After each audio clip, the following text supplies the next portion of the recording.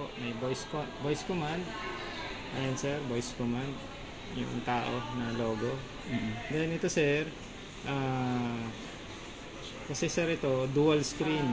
Kumbaga. So, syempre, medyo malakas sa battery yan kung parehas nakabukas. Okay. Slide mo lang po yan. Tap mo to. Ayan.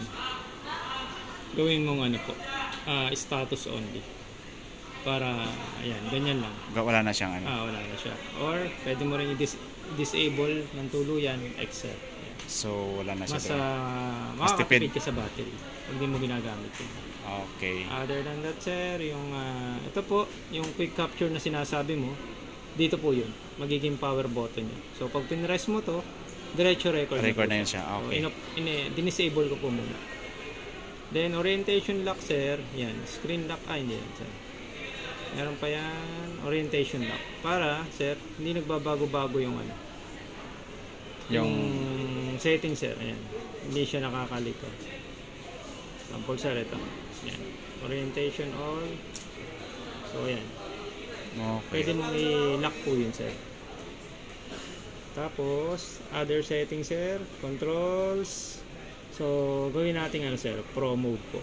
Para ma-maximize mo, sir, yung ibang settings. Magamit niyo po, sir. Tapos, other settings, sir, nandito na.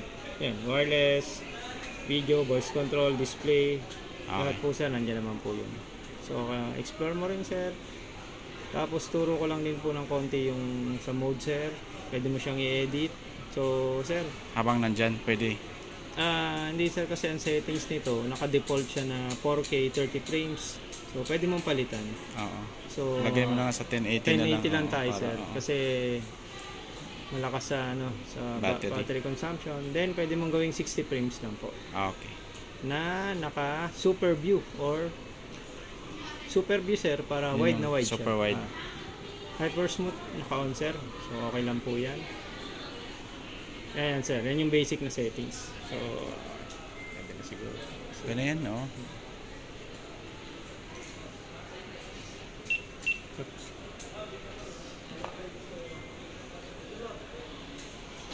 Sir, so, sir, try mo rin yan. Start rates, light painting, yan yung mga bagong features. Vehicle lights, marami po yan, sir. Dito yan sa... Kakalikotin ko na lang. So, at least okay na, na-set up.